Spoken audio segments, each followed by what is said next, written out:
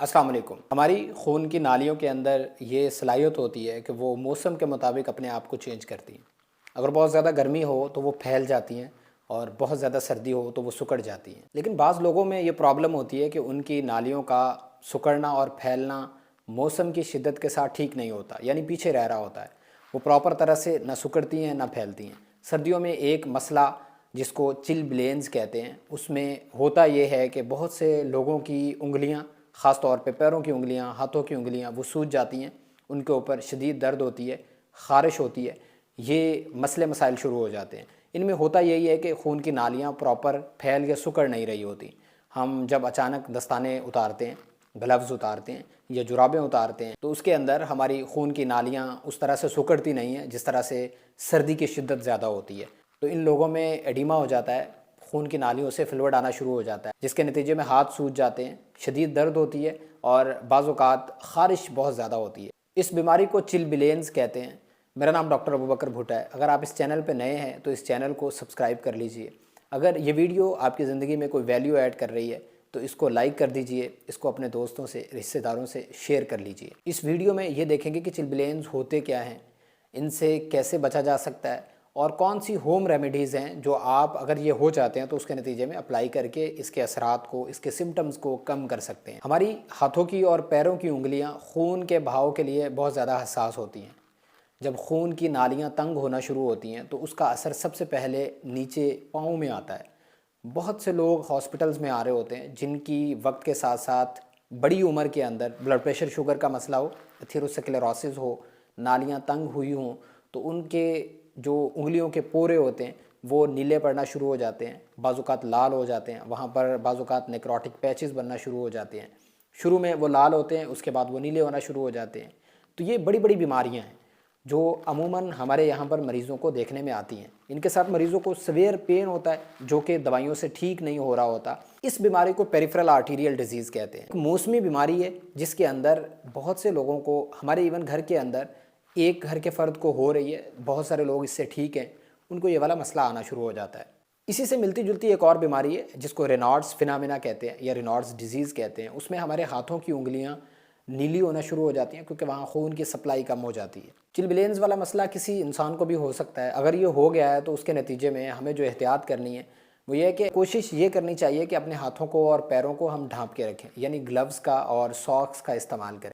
ख़ास तौर पे जब आपने बाइक पे ट्रैवल करना है, सफ़र करना है, आपने बाहर निकलना है या आपने उतार के ठंडे पानी से हाथ धोने हैं, तो कोशिश कीजिए कि इसको स्टेप वाइज़ कीजिए। जब आप बहुत ज़्यादा, आपके हाथ गर्म हों, आपने जुराबें या दस्ताने पहने हुए हों और उनको आप बहुत ज़्यादा ठंडे पानी के साथ लगाते हैं तो तब ये मसला होता है। या आप कहीं बाहर से सफ़र करके आए हैं बाइक के ऊपर या वैसे ही, और आपने ठंडे पानी के अंदर हाथ अपने धोए हैं, उसके बाद आप फ़ौरन आग सेकने लग जाते हैं, तब भी ये मसला होता है। तो इन सारी चीज़ों को स्टेप वाइज़ करना है, यानी बहुत ज़्यादा ठंडे पानी में हाथ धोने के बाद फ़ौरन आग नहीं सेकनी चाहिए, उसको स्टेप वाइज़ थोड़ा सा वार्म करें। उसको आप मसल के मालिश करके थोड़े से वार्म कर सकते हैं, वहाँ पर खून की गर्दिश बेहतर हो, ब्लड वेसल्स को सिकुड़ने का, फैलने का प्रॉपर टाइम मिले, तब आप जाके आग के आगे अपने हाथों को कीजिए। दूसरी एहतियात ये है कि आप हमेशा डबल सॉक्स और डबल ग्लव्स पहनिए। नीचे कॉटन की बारीक हो सकती हैं, उसके ऊपर लेदर की या कोई भी मोटी जुराबें हो सकती हैं। तो जब आपने जुराबें उतारनी हैं तो सबसे पहले बाहर वाली जुराबें उतारें, उसके बाद वेट करें कि आपका जो हाथ की उंगलियों की ब्लड वेसल्स हैं वो मौसम के मुताबिक अपने आप को ढाल लें और सेट कर लें, तब जाके आप कॉटन वाली या नीचे वाली जुराबें और दस्ताने उतारिए। तीसरी एहतियात ये करनी चाहिए कि आपको अपनी पूरे जिस्म को गर्म रखना है। जब आप पूरे जिस्म को गर्म रखते हैं तब आपके पूरे जिस्म में ब्लड की सर्कुलेशन अच्छी रहती है।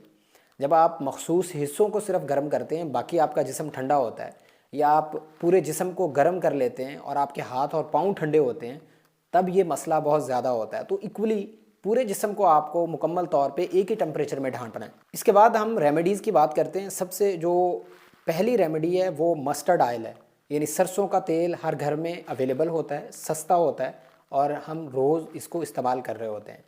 इसमें आपने नमक को मिक्स कर लेना है, उसका एक पेस्ट बना लेना है। रात सोने से पहले आप उसको मुतासरा हिस्सों पे लगा के उसके ऊपर सॉक्स या दस्ताने पहन के सो सकते हैं। यह आपकी सोजिश को कम कर देगा, आपकी जलन की यानी ख़ारिश के एहसास को कम कर देगा और सुबह तक आपकी अलामतों में काफ़ी हद तक कमी होगी।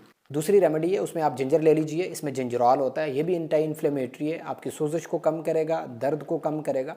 उस पर आप हल्दी डाल सकते हैं, हल्दी डाल के उसमें जिंजर डाल के जिंजर और हल्दी का पेस्ट बना के आप लगा सकते हैं। ये सुबह शाम 2 टाइम इस्तेमाल किया जा सकता है।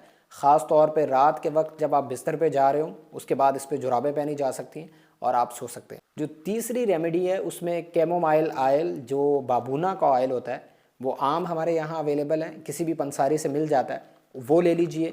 1 चम्मच ले लीजिए, उसमें 2 चम्मच एलोवेरा जेल के ऐड करके उसका पेस्ट आप अपने इन मुतासरा हिस्सों पे लगा सकते हैं। इसके नतीजे में भी आपको भरपूर फ़ायदा मिलेगा, आपकी अलामतें काफ़ी हद तक कम हो जाएंगी। चौथे नंबर पे सबसे इम्पॉर्टेंट ये है कि आपने गर्म पानी ले लेना है, उसमें आपने घर वाला नमक डाल लेना है, उसमें अपने हाथों को और पैरों को 10 से 15 मिनट सुबह शाम 2 टाइम भिगोना है। जब भिगो लें उसके बाद उनको खुश्क करें, खुश्क करने के बाद आप कोई भी लोकल स्टेरॉयड अप्लाई कर सकते हैं। कैनाडेक्स के नाम से सबसे सस्ता स्टेरॉयड आता है, जो आप अपने हाथों और पाँव की उंगलियों पे लगा सकते हैं। ये रेमेडी बहुत मौसर है, इसको आप अपनी ज़िंदगी में ला सकते हैं। इसके बाद एक प्रो टिप है जो कि हमारी ओवरऑल वेल बीइंग के लिए बहुत अच्छी है, हमारी हेल्दी लाइफस्टाइल को मेंटेन करने के लिए उसका बहुत अहम किरदार है। वो है वर्जिश, एक्सरसाइज। सर्दियों में सबसे ज़्यादा इग्नोर होती है क्योंकि ठंड इतनी होती है कि कुछ भी करने को दिल नहीं कर रहा होता, तो उसमें आपको अपनी एक्टिविटी ज़रूर मेंटेन रखनी चाहिए। कोई भी फिज़िकल एक्टिविटी, आप चक्कर लगा सकते हैं, आप रनिंग कर सकते हैं, जंपिंग कर सकते हैं, साइकिलिंग कर सकते हैं, ये इवन जॉगिंग कर सकते हैं। तो ये भी आपके खून के बहाव को तेज़ करती है, जिसके बाद आपकी जो बारीक छोटी ब्लड वेसल्स होती हैं, जो कि हाथ की उंगलियों में, पाँव की उंगलियों में होती हैं, वहाँ भी सर्कुलेशन बेहतर होती है।